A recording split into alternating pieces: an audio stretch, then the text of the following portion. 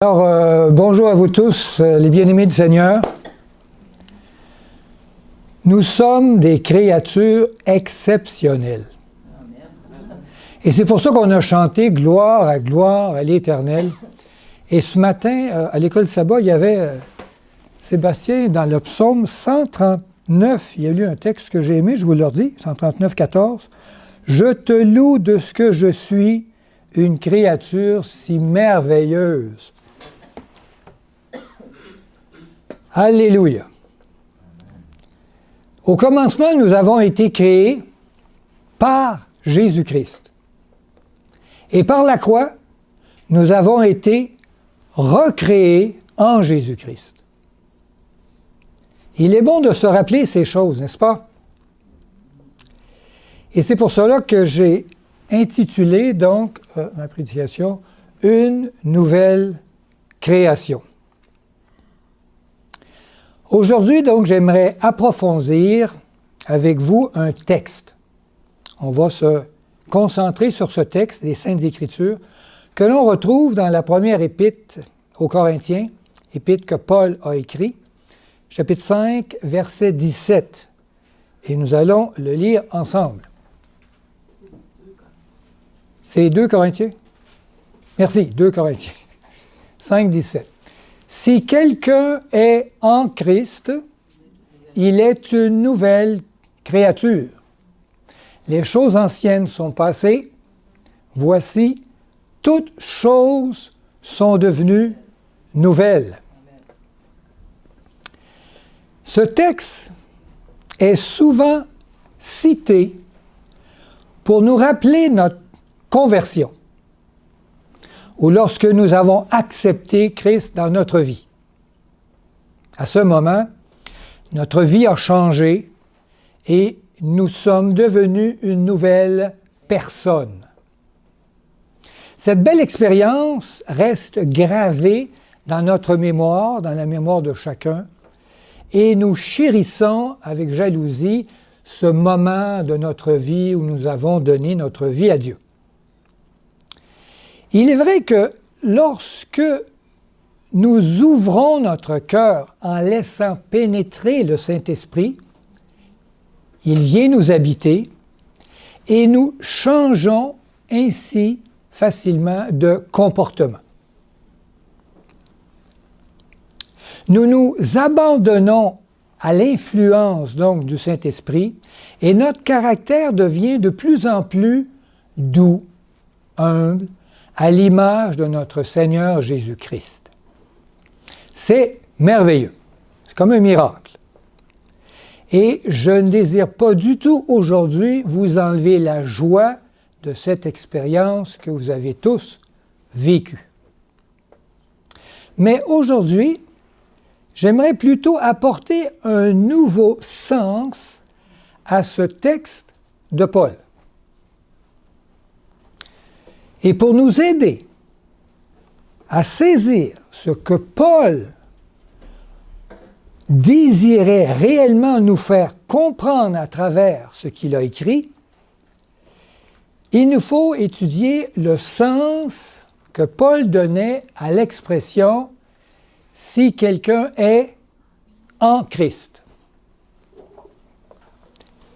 Oui, qu'est-ce que Paul voulait dire par cela?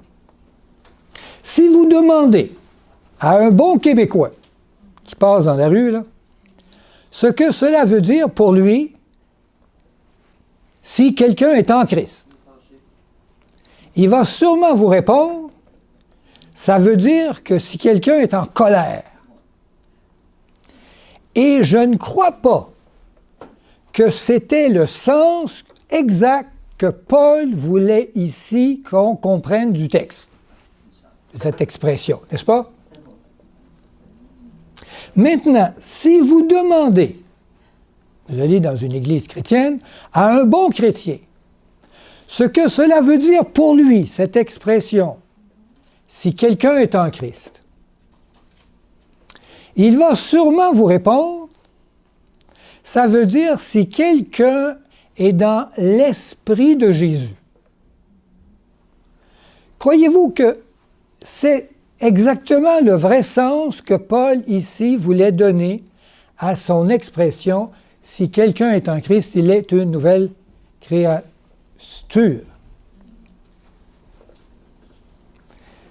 J'aime votre silence là-dessus. Alors, pour bien saisir ce que Paul voulait vraiment nous faire comprendre par cette expression « si quelqu'un est en Christ », nous devons chercher comment lui, Paul, la définissait à travers ses épîtres.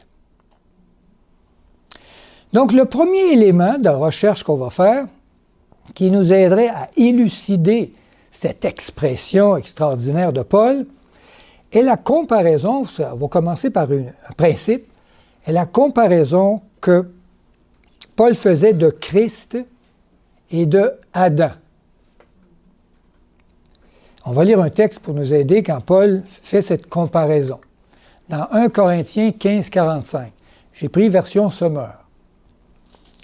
Il est écrit « L'Écriture ne déclare-t-elle pas le premier homme, Adam, devint un être vivant. » On lit ça dans Genèse, hein?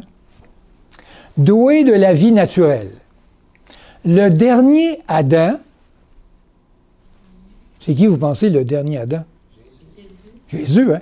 Est devenu, lui, un être qui, animé par l'Esprit, communique la vie. Donc ici, le terme « le dernier Adam » représente Jésus, qui est animé par le Saint-Esprit. Paul nous déclare que Jésus est un Adam.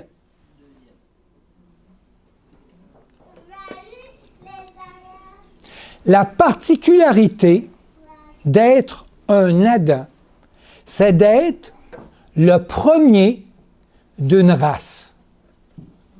Qu'est-ce qu'un Adam? Un Adam, c'est le premier que Dieu a créé, et tous les descendants viennent de lui, n'est-ce pas? Et ce qu'un Adam fait, de bien ou de mal, on a vu ça avec Adam, ce qu'il a fait de mal, il a péché, a eu un impact sur toute la race en dessous de lui, n'est-ce pas? Donc, un Adam, ce qu'il fait, c'est fort, parce qu'il est, lui, toute la race. Et tous les descendants de lui sont impactés par les bonnes choses ou les mauvaises choses de l'homme de la race. Donc, pour Paul, nous sommes en Christ comme nous sommes en Adam. En Adam, on le sait tous, son péché a affecté toute la race humaine pour la perdition éternelle. Mais en Christ, son incarnation, sa mort, sa résurrection ont affecté toute la race humaine pour le salut éternel. Nous sommes donc, aujourd'hui, en Christ, en tout cas, depuis notre naissance. Comme nous sommes en Adam depuis notre naissance. À son incarnation, Jésus est devenu le nouvel Adam, ou le dernier Adam, l'autre Adam, de notre race, la race humaine. Lisons 1 Corinthiens 5, 22. Paul dit, « Et comme tous meurent en Adam, » vous comprenez ça, hein, que tous meurent à cause du péché d'Adam? On comprend ça. Ça rentre dans la tête, ça, c'est facile. De même aussi, tous revivront en Christ. Et dans 2 Corinthiens 5, 14, parce que nous estimons que si un seul, on parle de Jésus, là, est mort pour tous Tous donc sont morts. Nous sommes donc tous morts en Adam. Mais en Christ, on revit tous. Et cette mort en Adam que nous avons subie, c'est à cause de Christ. Sa mort à lui. C'est simple, hein? On va essayer de mettre ça bien clair. Donc, pour Paul, l'impact universel du péché d'Adam est un exemple type de l'impact universel de la rédemption en Jésus-Christ. Nous sommes tous affectés par la mort et la résurrection de Jésus. Car tout ce que Jésus accomplissait engendrait un impact sur toute l'humanité, parce qu'il est, à son incarnation, devenu notre nouvel Adam, de la race humaine. Au fait, c'est comme s'il était le père de Adam. Mais posez-vous la question, est-ce que Jésus est bien le père d'Adam? Dans les Saintes Écritures, il est le Créateur. C'est lui qui a, je n'ai pas pris de la terre et qui a formé Adam et qui lui a donné la vie. Lisons un texte. Dans Romains 5, 18. Paul y dit, « Ainsi donc, par une seule offense, on parle de laquelle? Le péché d'Adam, une seule offense. Hey, c'est pas gros, là. Une seule offense. Hey, moi, j'en fais. Et lui, un. OK? La condamnation a atteint rien qu'Adam. Non, il dit la condamnation a atteint tous les hommes. C'est ça, être un Adam. De même, par un seul acte de justice. Lequel? Jésus, hein, qui va à la croix, la mort et sa résurrection, la justification qui donne la vie s'étend à qui? À tous les hommes. Impressionnant. Paul nous fait comprendre un principe extraordinaire. Et c'est ça le mystère révélé maintenant. Ce qui est encore plus extraordinaire, c'est que l'impact réparateur de Jésus-Christ, c'est fantastique ça, est beaucoup plus grand, plus puissant que l'impact dévastateur d'Adam, de son péché. Wow! Amen! En Jésus, nous avons maintenant tous accès à la vie éternelle, que nous avions tous en Adam perdu. Notre nouvel Adam est beaucoup plus fort que l'ancien, ce qui a produit une race encore plus forte que l'ancienne. Nous sommes plus extraordinaires. On le relit, hein? Je te loue de ce que je suis, une créature si merveilleuse. Et il y a de quoi louer le Seigneur. Amen. Poursuivons dans notre méditation avec un autre texte, dans Romains 5, 17. Paul dit, « Si par l'offense d'un seul, on parle toujours d'Adam et son péché, la mort a régné par lui seul sur toute la race. À plus forte raison, ceux qui reçoivent l'abondance de la grâce et du don de la justice, c'est toute l'humanité ça, régneront-ils dans la vie par Jésus-Christ, lui seul? » Toujours une comparaison entre ce que Adam a produit, a scrappé la race, et ce que Jésus a produit, a remis cette race humaine dans une position encore meilleure que ce qu'elle était en Adam. sans son péché. Quand Jésus s'est incarné dans l'homme, il accepta donc cette folie d'être notre nouvel Adam. Ce Adam d'une nouvelle race humaine que nous sommes. Et par sa mort à la croix, Jésus a anéanti toute la race humaine dans sa mort parce qu'il était notre Adam. Et par sa résurrection, Jésus ressuscita toute la race humaine dans une position encore meilleure, dans une nouvelle humanité. Nous étions avant des fils d'Adam, et ça arrêtait là. Mais maintenant, nous sommes tous devenus des fils de Jésus-Christ, hommes, par son incarnation, sa mort et sa résurrection.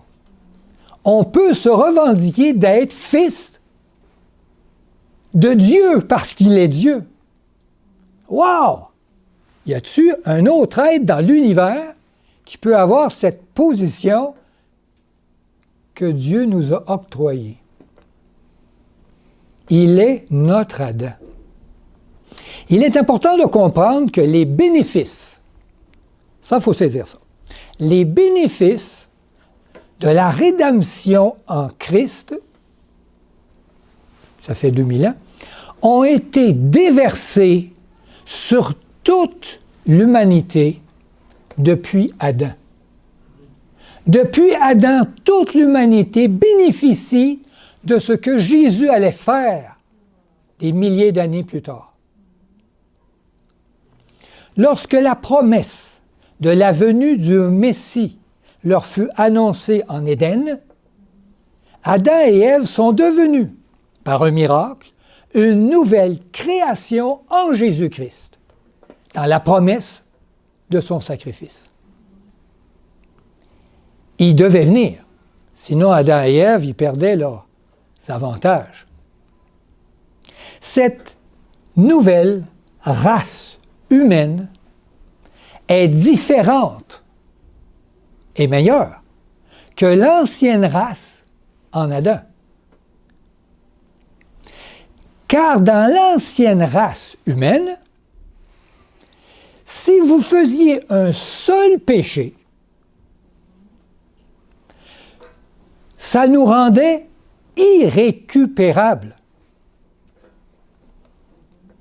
Adam a fait un seul péché et ça le rendait, Dieu a dit, si tu pèches, tu mourras, c'est sûr. Irrécupérable.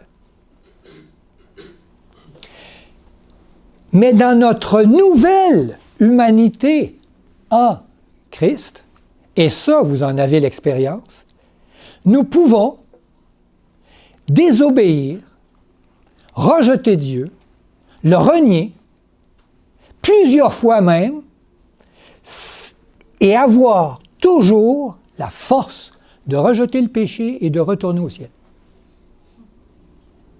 Ce que Adam n'avait pas. Nous sommes maintenant dans une nature acceptée par Dieu, même après plusieurs péchés. Dieu nous raccueille dans lui, dans sa famille. Même le pire des pires humains, s'il se repent, il revient à Dieu, Dieu l'accueille. Amen. Il est capable d'aimer à travers tous les péchés qu'il fait. Dieu a réussi à créer une race exceptionnelle. C'est extraordinaire. Lisons un texte qui va nous aider encore à aller plus loin dans Romains 5, 16.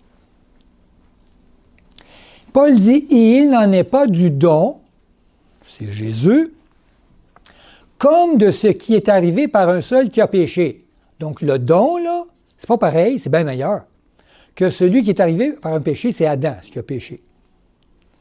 Il dit, « Car c'est après une seule offense, le péché d'Adam, une seule, que le jugement est devenu condamnation. Fini. La race était capote.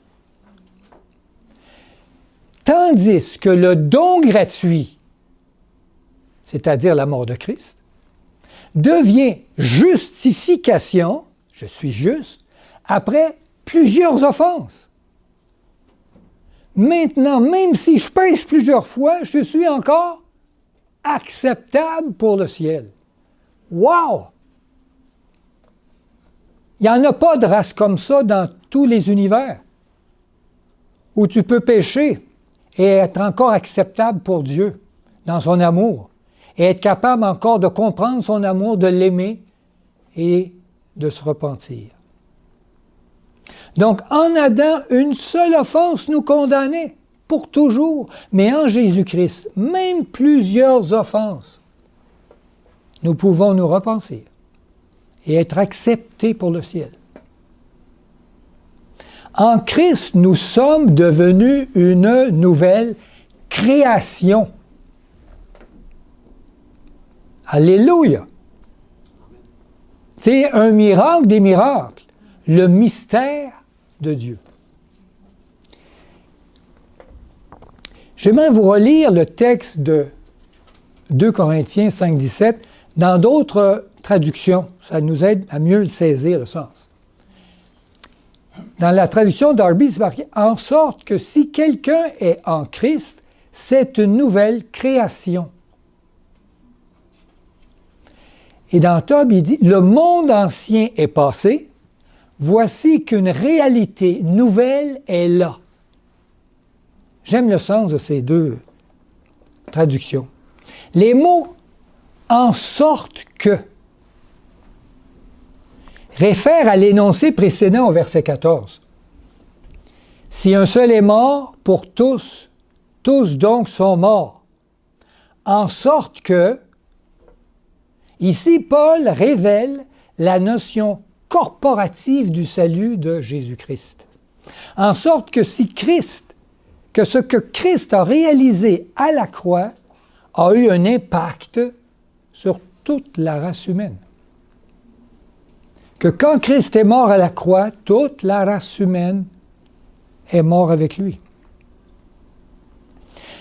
Vous savez que si Dieu, quand Adam a fait le péché, si Dieu aurait dit à Adam, c'est désolé pour toi, Adam, je t'élimine, hein, je t'envoie dans la mort. Êtes-vous conscient que toute la race humaine en lui, toute la race humaine aurait été jetée dans la mort? On est conscient de ça. Alors quand Jésus s'est fait Adam et qu'il est mort à la croix, Dieu a pris cette race humaine en Jésus-Christ, dont Adam était en dessous de lui et nous aussi, et quand il l'a éliminé à la croix, il a éliminé toute la race avec lui, et nous aussi. On saisit-tu que c'est le même impact? Mais quand Jésus a recréé, c'est-à-dire ressuscité Jésus-Christ, il nous a aussi ressuscités. Et tout cela, nous en bénéficions, même si cela n'était pas encore arrivé, n'est-ce pas? Dans l'expression « si quelqu'un est en Christ », les mots « si quelqu'un » ne sont pas utilisés dans le sens d'une condition ici, là, mais dans le sens d'un constat.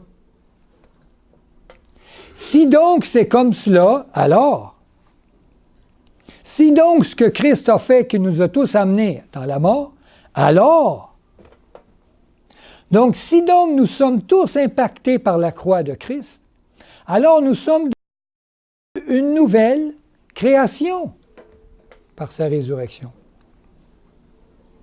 Le si est un constat, pas une condition. Et la version Tob rend bien le texte du verset 17 ici. Le monde ancien est passé. Ça, c'est le monde en Adam.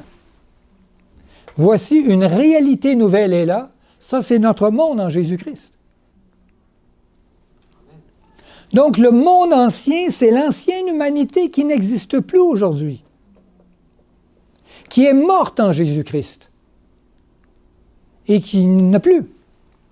On n'a plus cette race. Et la réalité nouvelle est là, c'est notre nouvelle humanité aujourd'hui restaurée en Jésus-Christ, dont nous avons le bénéfice depuis toujours, depuis Adam et Ève. Nous ne sommes plus donc sous la condamnation d'Adam et nous vivons tous, sous la résurrection de nouvelle vie en Jésus-Christ. Et c'est là, c'est un acte de Dieu, un don de Dieu. Lisons 2 textes. Dans Galates 3,13, Paul dit « Christ nous a rachetés de la malédiction de la loi. » Ça, c'est à cause d'Adam. Il l'a fait. Il ne m'a pas demandé mon avis. Étant devenu malédiction pour nous. C'est fait pour toute la race. Romains 8,1, il dit « Il n'y a donc maintenant, c'est aucune condamnation pour ceux qui sont en Jésus-Christ. » Il n'y en a plus. La condamnation d'Adam a été effacée. Il n'y a donc maintenant aucune condamnation pour nous tous, car nous sommes tous en Jésus-Christ, dans les bénéfices de ce qu'il a fait. Maintenant que nous savons cela, on a compris ce que ça voulait dire en Jésus-Christ. Il serait aberrant de persévérer dans le péché. Maintenant qu'il n'y a plus de condamnation pour nous, maintenant qu'il nous a libérés de cette condamnation, maintenant que nous sommes justifiés, maintenant que nous sommes acceptables pour le ciel, ça serait aberrant de poursuivre dans le péché. Car en faisant cela, nous démontrons notre refus de ce que Jésus a fait. On dit non, j'en veux pas. J'aime autant rester comme j'étais en Adam avant. C'est fou! Et évidemment, cette condamnation en Adam va retomber sur nous, c'est sûr. Si on rejette ce merveilleux acte de pardon et cette réhabilitation que Dieu nous a donnée, si on n'en veut pas, Dieu ne sait plus quoi faire. Relisons 2 Corinthiens 5, 17. En sorte que, si quelqu'un est en Christ, c'est-à-dire à cause que nous sommes tous en Christ, c'est une nouvelle création. Nous sommes une nouvelle création. Le monde ancien est passé, voici qu'une réalité nouvelle est là. Et que nous sommes dans cette réalité nouvelle, n'est-ce pas? Dans la pensée de Paul, ce texte nous fait comprendre que lorsque l'humanité a été attachée à Jésus-Christ, et ça, quand est-ce que l'humanité a été attachée à Jésus-Christ? À son incarnation. Quand Christ est devenu homme, il est devenu... Vous savez, ça prend 2 choses pour être un Adam d'une race humaine. 2. Première, il faut être le premier de la race. Il y avait Adam. C'est embêtant, hein? Comment Jésus s'est fait le premier de la race? C'est lui qui a créé Adam, qui a engendré Adam. Il pouvait se revendiquer d'être le père d'Adam, n'est-ce pas? C'est lui qui l'a engendré. Mais ça prend une deuxième chose pour être un Adam d'une race humaine. Il faut être un humain. Si on n'est pas humain, ça ne peut pas être le père d'une race, qu'on n'est pas de la race. Et là, Jésus, il s'est fait homme. Et là, il s'est revendiqué d'être le père d'une nouvelle race en lui. Amen.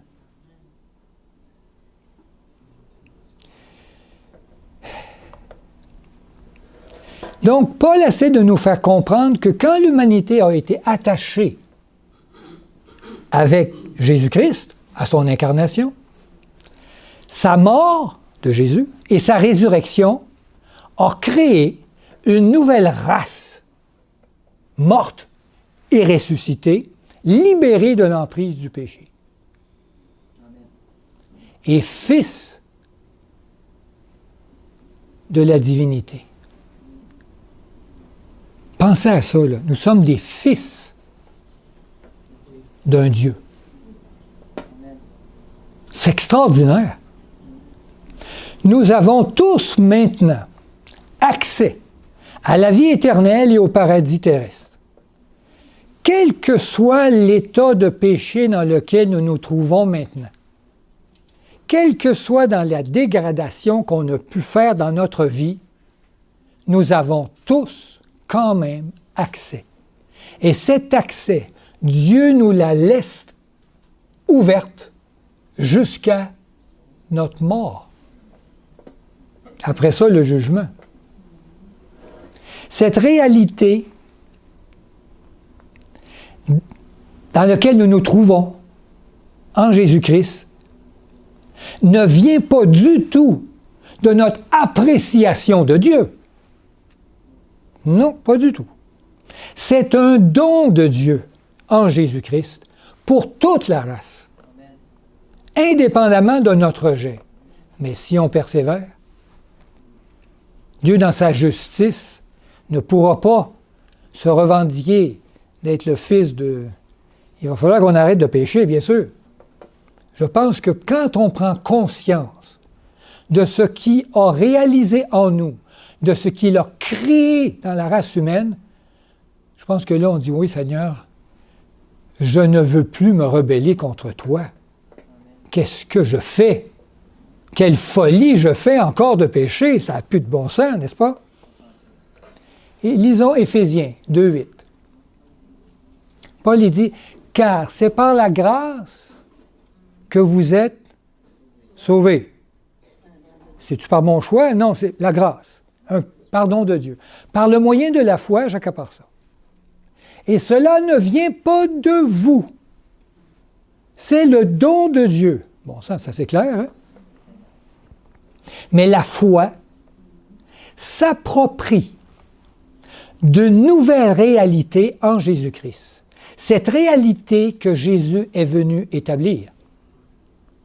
Nous devons croire à cela, que Jésus nous a justifiés, que Jésus nous a donné la vie éternelle, que Jésus nous a libérés du péché.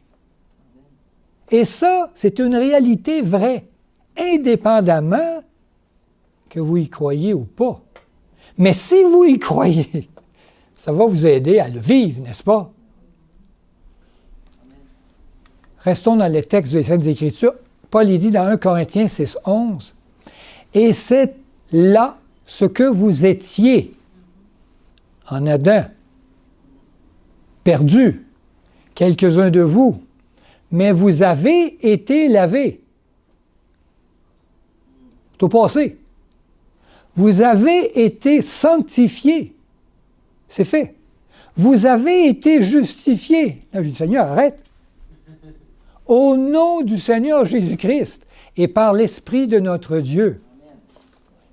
Paul amène des réalités étonnantes. Notre foi est le moyen par lequel Dieu nous demande d'entrer dans cette réalisation, dans ses œuvres à lui qu'il a accomplies en Jésus-Christ. Ce n'est pas notre foi qui nous justifie, c'est lui, Jésus. Ce n'est pas notre foi qui nous a libérés du péché, c'est lui, Jésus-Christ. Ce n'est pas notre foi qui nous a sauvés de la condamnation, c'est toujours Jésus-Christ. C'est pas parce que j'y crois, mais quand j'y crois, je demeure sur le chemin qu'il m'a tracé. Notre foi ne fait qu'utiliser ce que Jésus-Christ m'a déjà donné. 2 Corinthiens 5:17. En sorte que, si Si quelqu'un est en Christ, il est une nouvelle création. Le monde ancien est passé et voici une réalité nouvelle est là. On va-tu bien le saisir, ce texte-là? Parce que c'est difficile là, de changer les paradigmes qu'on avait fixés sur ce texte. L'expression « en Christ » est une expression très sexée. Et on aime ça l'utiliser. Hein, en Christ. On dit ça tout le temps. Et souvent, on l'utilise pour exprimer notre expérience de conversion à Jésus. Mais ce n'est pas le sens que Paul donne. Et on a dénaturé un peu les Saintes Écritures en changeant le sens. Ça ne veut pas dire que je suis en colère, non. Ça ne veut pas dire que j'ai l'esprit avec... Non, Paul, ce n'était pas le sens. Mais quand Paul veut parler de notre nouvelle conduite, hein, dans le Saint-Esprit, notre changement de comportement, il utilise une autre expression. Il utilise plutôt l'expression « marcher dans l'Esprit », « conduit par l'Esprit », mais pas l'expression « en Christ ». Lisons un texte pour cela dans Romains 8, 14, version Tob. Paul dit « En effet, ceux-là sont fils de Dieu, qui sont conduits par l'Esprit de Dieu. »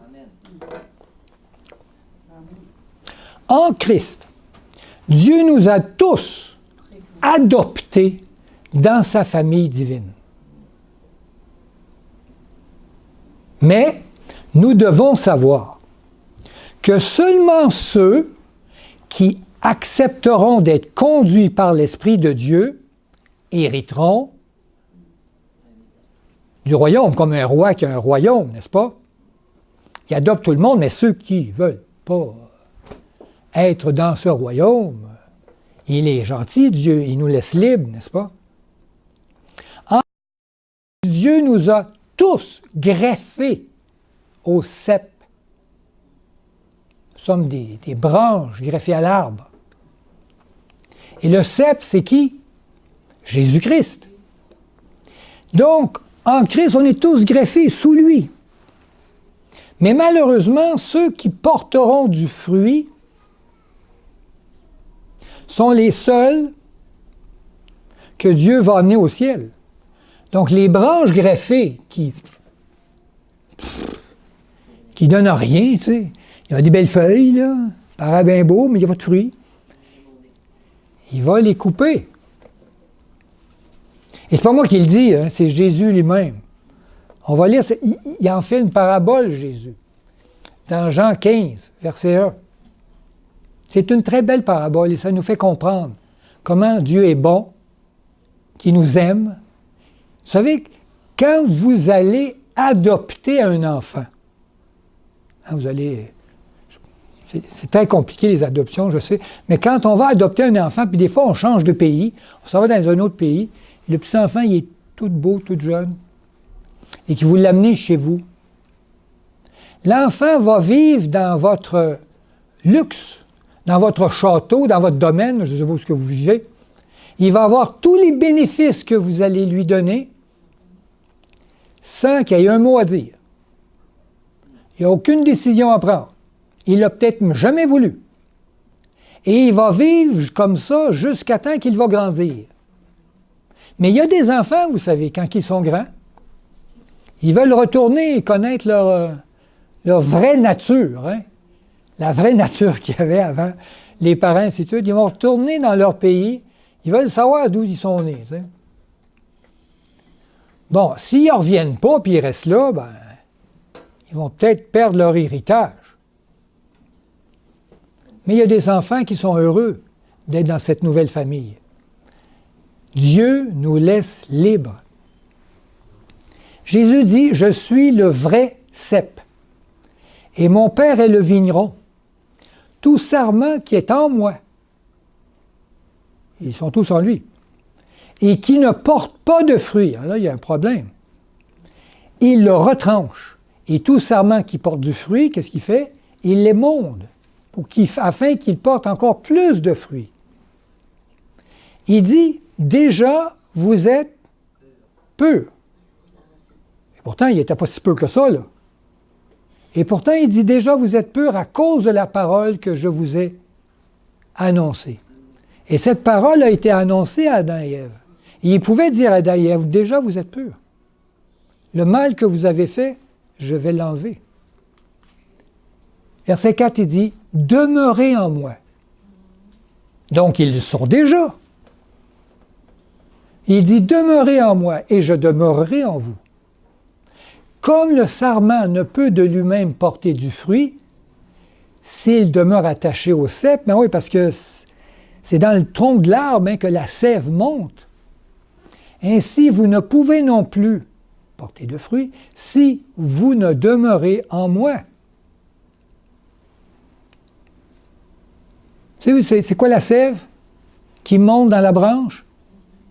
C'est l'Esprit Saint qui va dans la personne. Il dit, je suis le cep, vous êtes les sarments. Celui qui demeure en moi et en qui je demeure porte beaucoup de fruits, car sans moi, vous ne pouvez rien faire de bon. Et verset 6, si quelqu'un ne demeure pas en moi, donc il est en lui, mais il ne demeure pas, il est jeté dehors, comme le sarment, et il sèche. Coupé dehors, il sèche. Ta terre, là, il sèche. Qu'est-ce qu'on fait après? Puis on ramasse les sarments, tu ramasses tout ça. On les jette au feu, ils brûlent. Image de l'enfer, n'est-ce pas? Jugement dernier. Belle comparaison, je trouve.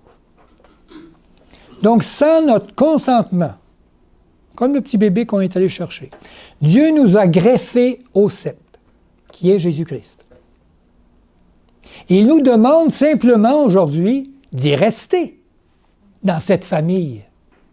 Il n'y a pas mieux famille, je vous le dis, dans tout l'univers, que la famille d'être en Jésus-Christ. Et de vous abreuver de sa sève, de son esprit, afin de ne pas abuser.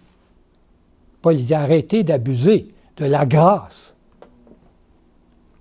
Et ainsi pouvoir porter le fruit de sa justice. Un caractère à l'image de Jésus. Bon, humble,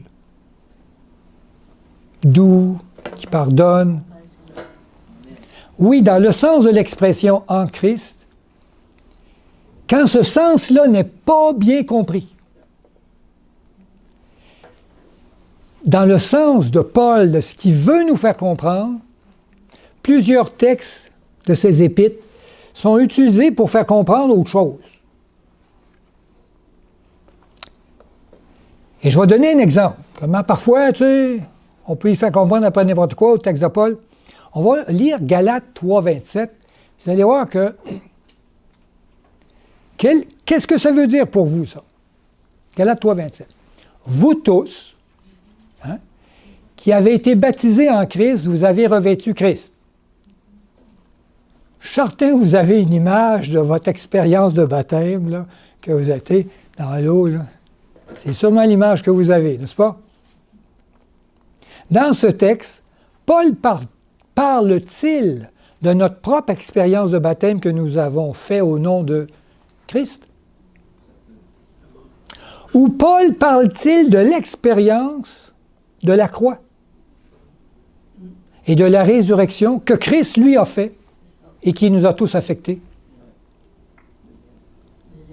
Et pour bien comprendre ce que Paul essaie de nous dire ici, que ce n'est pas notre expérience, qui parle de Jésus, pour bien le faire comprendre, on va lire ce que Paul dit quand il parle de baptiser en Christ. On va lire ça dans Romains 6, 3 à 6. Paul, il dit, ignorez-vous, c'est-à-dire réveille, que nous tous qui avons été baptisés en Jésus-Christ, même expression, c'est en sa mort que nous avons été baptisés. Il parle-tu de notre expérience? Non. Nous avons donc été ensevelis avec lui par le baptême en sa mort, afin que, comme Christ est ressuscité des morts par la gloire du Père, de même nous aussi, nous marchions en nouveauté de vie. Il parle de l'expérience de qui? De Jésus. Verset 5. En effet, si nous sommes devenus une même plante avec lui. Par la conformité à sa mort, nous le serons aussi par la conformité à sa résurrection. On est devenu une même plante, une même race. On est comme lui. Sachant que notre vieil homme, en Adam,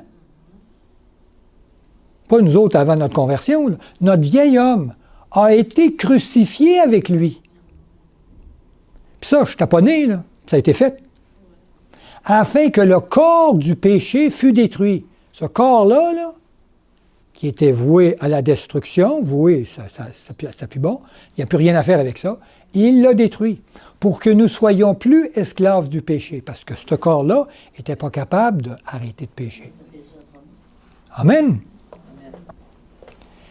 Et à quel moment sommes-nous devenus plus esclaves du péché? Plus esclaves du péché. Serait-ce après notre baptême? Ou après la mort et la résurrection de Christ? Car, je vous le dis, tous les méchants qui ne sont pas passés par un baptême personnel sont libres de pécher ou de ne pas pécher. Ils sont tous libres. Ils sont tous en Christ, sur le chemin de la vie éternelle qu'ils refusent. La mort et la résurrection de Christ, les deux ont provoqué notre immersion dans le baptême de la régénération. C'est ce que Paul voulait nous enseigner.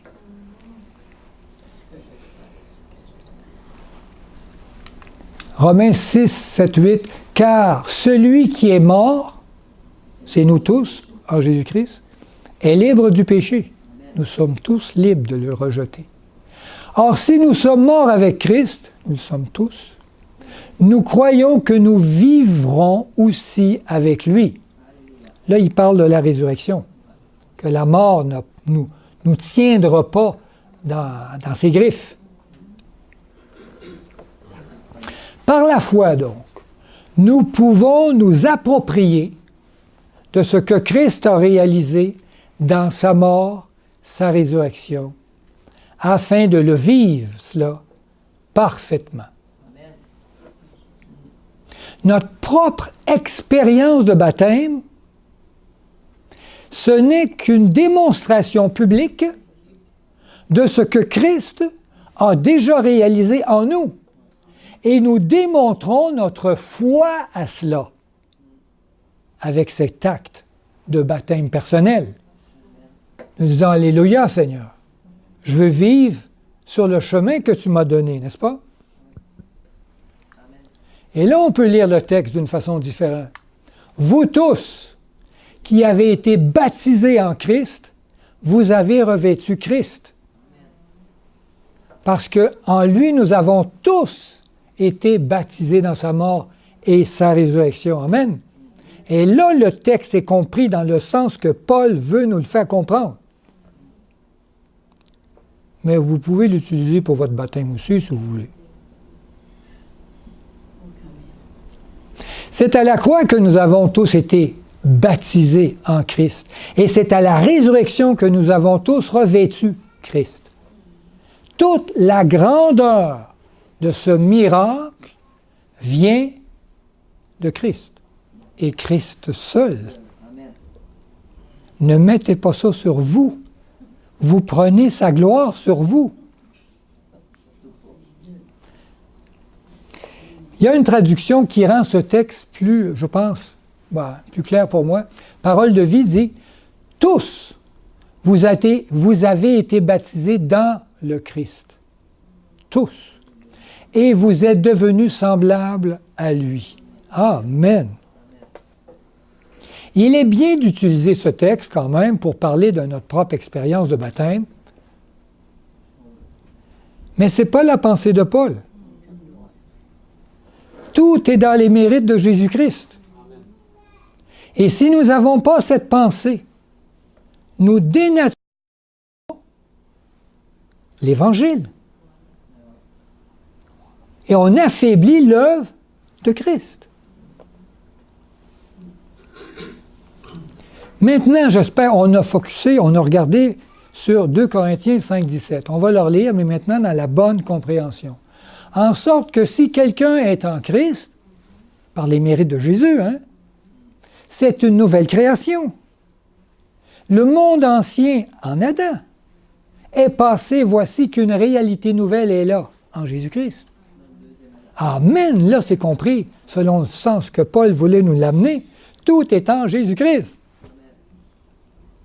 Terminons.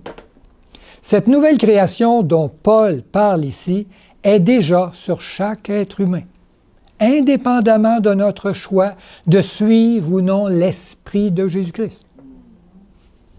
Mais par le moyen de la foi, nous choisissons de vivre dans cette réalité nouvelle et de demeurer sur le chemin que Dieu a tracé et qui nous a mis sur ce chemin de la vie éternelle. Il a passé le bulldozer dans la forêt. Tout a été aplani. On n'a rien qu'à le suivre, le chemin. Allons pas dans la forêt, on va se perdre. Amen. Oui, nous sommes des créatures exceptionnelles. Au commencement, nous avons été créés par Jésus-Christ et par la croix, nous avons été recréés en Jésus-Christ. Il est bon de savoir ces choses et de nous les rappeler. Amen. Amen. Maintenant donc, n'abusons pas de la grâce de Dieu et demeurons fidèles à notre nouvelle famille en Jésus-Christ. C'est ma prière pour nous tous. Que Dieu vous bénisse. Amen.